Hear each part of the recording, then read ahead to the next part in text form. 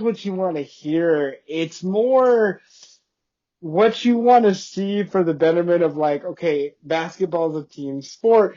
Yeah, you're not going to get all your money, but like, look at, um, uh, Kyle Kuzma desperately wants out of Washington, was more than happy to sign with Washington when they signed him, even though he knew that team was going nowhere and nobody was going to come and play there, but he took the bag.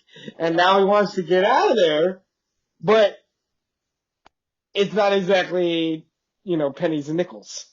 Um, so it's kind of like if you take the bag, then you can't always be moved. But if you take a little less, then maybe it's a little bit easier to move you if you want to get moved.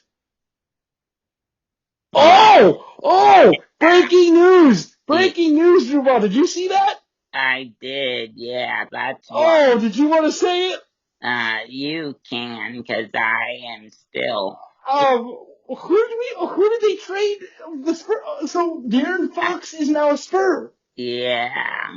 Uh, Oh my God! that's why I was getting all flustered earlier when you asked me where I thought Jimmy Butler was going, because apparently De'Aaron Fox is not on the Kings anymore.